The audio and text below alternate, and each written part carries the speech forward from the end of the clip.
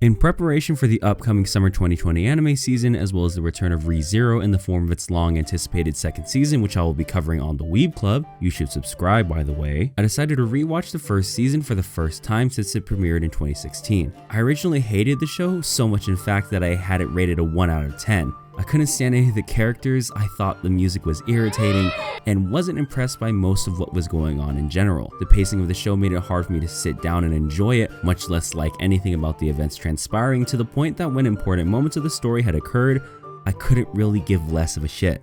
I especially couldn't stand the character of Subaru, finding his in general incompetence to be hard to stand, to the point that I celebrated any time he went through any suffering. But in the past few years, and giving myself time to listen to some of my friends, namely Nunmanji, who particularly played a big hand in changing my mind with his incredible ReZero video, I was able to see a different perspective of the show. So I decided upon rewatching the series to keep an open mind, and upon doing so, I still wasn't that impressed. I liked it more, found the characters slightly more enjoyable, and as I went along this journey with Subaru and his newfound world, I came to understand him more and more until the moment that changed my mind entirely hit me like a punch in the gut.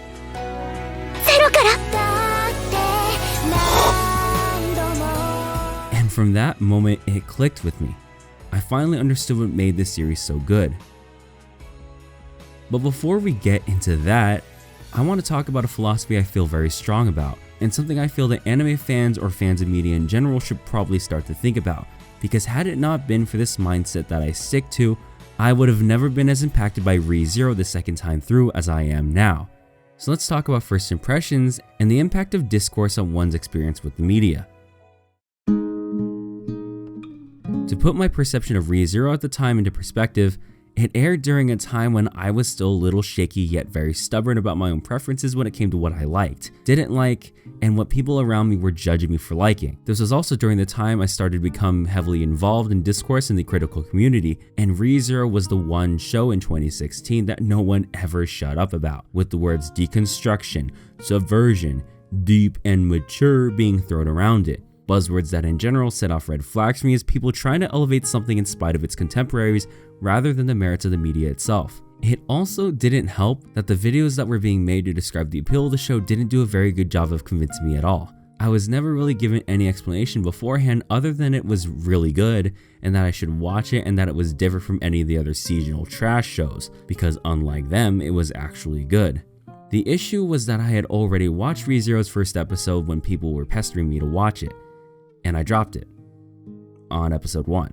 I couldn't get into it and was just bored out of my mind with how it was setting up the world and everything, but I eventually gave in, partly out of spite, and started to dig deep into it, and I just found myself enjoying it less and less, not being impressed by anything it was doing until I finally just couldn't stand it anymore. The tipping point was the royal selection, where the characters stood in a room talking, and talking, and talking. There was a bunch of people I didn't care about, talking about things I didn't care about, ending with Subaru, this character I hated, getting his ass beat. What I find interesting more than anything is that I actually love Subaru as a character now. The same moments I found obnoxious back then, I hardcore love the best in this series, but why? What was it that made me change my mind?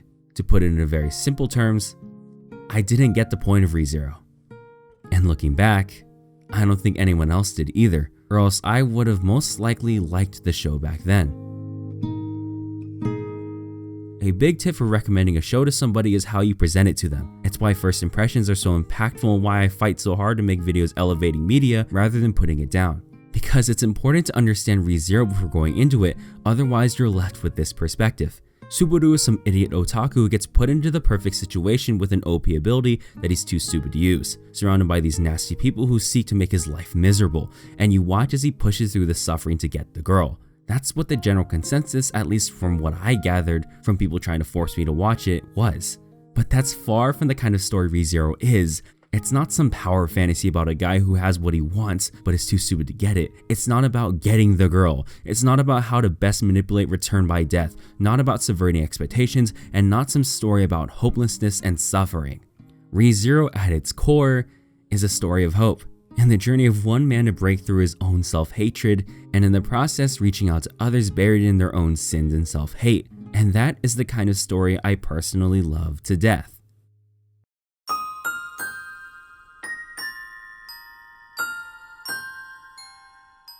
I don't know if I've made it any more obvious, but I have a soft spot for stories centered around characters who don't understand or even hate themselves and are unable to move past that by forming connections with other people, because as dark and as edgy as ReZero can be perceived as, there is a very clear warmth that it focuses on. From the very first episode, we are given tastes of Subaru's personality through comedic means, and with his meeting with Emilia in the first loop, we see them enjoying each other's company and forming a relationship. It's a little on the slow side, but it manages to get across a lighthearted tone that is made all the more impactful when it's ripped away.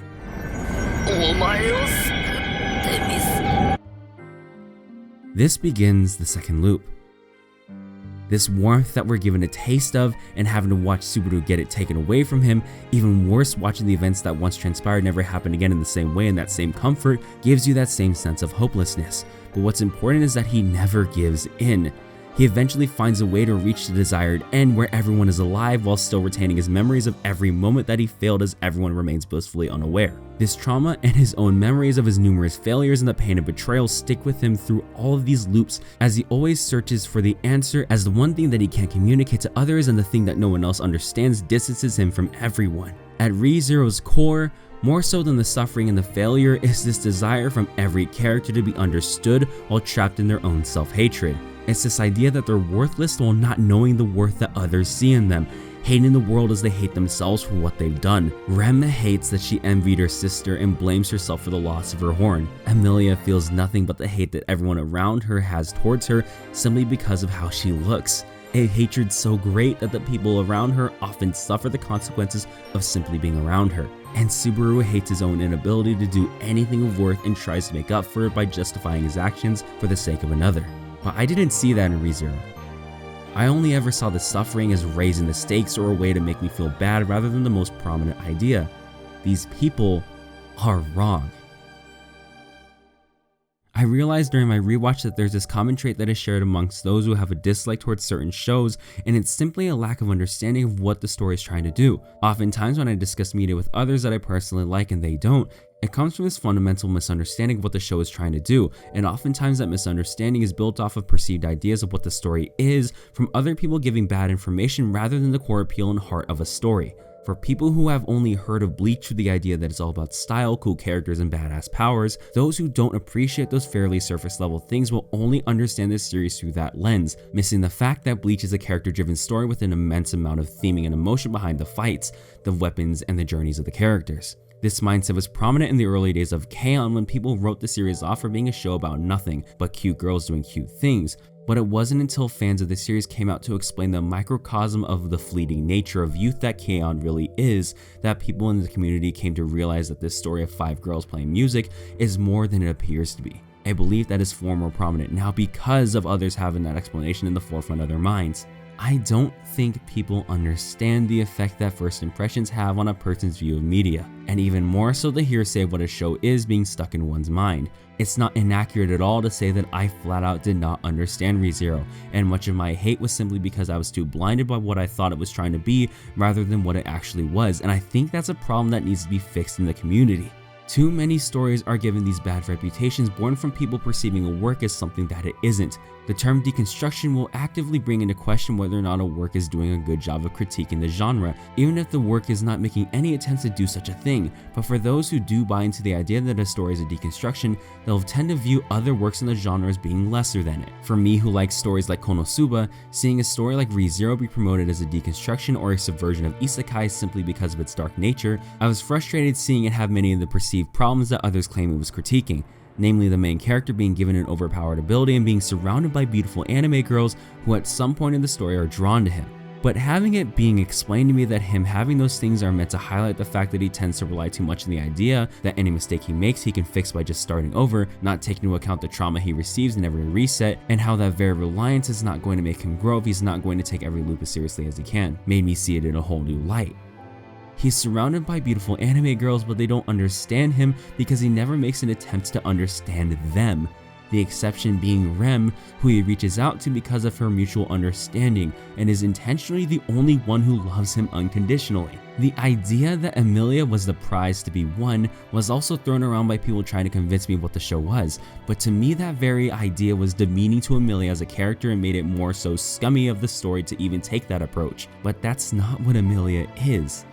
Emilia is very simply like Subaru, who can't understand him until he makes an effort to understand her, because just like him, she hates herself. She hates that people despise her because of something she can't control. She hates that she's given special treatment because of something she can't control. She hates that everyone around her suffers because of something she can't control. That lack of control and that self-hatred is something that Subaru understands wholeheartedly, and that's what puts into context the speech in episode 18 all the more prominently.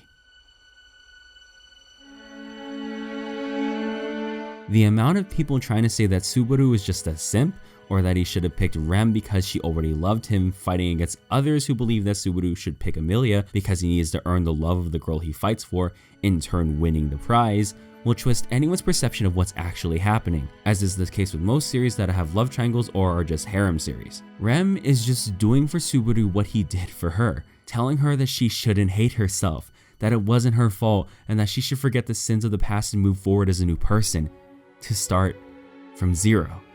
And those were the same words given to Subaru when he only ever saw the person that he knew he was: selfish, lazy, arrogant, and worthless. But Rem never saw that of the hero that changed her, that gave her a chance to start from zero, because all one person needs to move forward is the assurance that they're more than what they seem. Thus, Subaru's response that he loves Emilia isn't some tool for shipping or a slap in the face.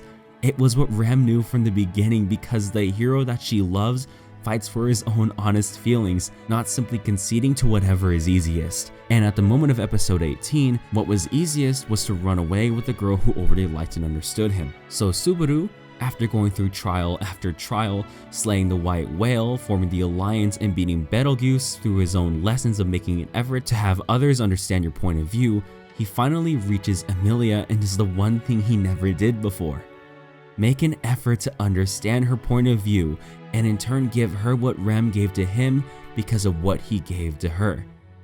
But I flat out didn't understand this, and I don't think a lot of people do. Many people in the community only see the suffering, the shipping, the I love Emilia, rather than what is actually going on that made me see ReZero is greater than I ever thought it was, and how stupid I was for ever thinking it deserved a 1 out of 10. The community needs to be more comfortable with the simple idea. The reason why you might not like something is most likely the fault of misunderstanding. Sure, there might still be things about the general production that might bother you. There might still be characters you just can't stand. There might even be instances where you understand what it's doing but dislike it regardless, and I know for a fact that these are possibilities and that's fine. But understand that there are times when your thoughts might be wrong. Maybe the show you don't like simply needs a look from a different angle. Maybe you just need to rewatch it from a new perspective. All media at least deserves a chance to be seen for what it is rather than what others malign it to be. But more importantly, it's the job of us anime fans to give others that understanding. Some people might not share that perspective you have for a show you love, so it's your responsibility to give that to them. Take it from me, because had it not been for someone giving me a new perspective and my desire to give it a second chance, I would have never realized how much I love ReZero. And with that in mind, I had this idea. There's a lot of shows that I haven't watched in a long time, some of which I have given pretty unfair scores, some of which I had preconceived thoughts about before watching that may have skewed my view, and I feel like it's time for me to give them a second chance, because just like with ReZero, maybe I'll find something new to like about it. Maybe if you go on my Patreon, you can vote on the poll right now to figure out what show I talk about next, a show that I didn't like but I should rewatch again to maybe give a second chance. Maybe you should go on my Patreon and do that right now. Go. Thank you guys for watching another video by yours truly, WattheWut. I would like to thank my patrons for making videos like this possible, namely people like Flarbu, Andrew, Courtney, Mr. Cynical, thanks Nitrorad, and Natty. If you want more information on videos, you can always follow me on Twitter, check out my Discord, and if you don't want to support me on Patreon, you can always donate to my coffee. And as always, the script for this video is on my blog, so you can go check that out there. Thank you guys for watching, I'll see you next time. Goodbye.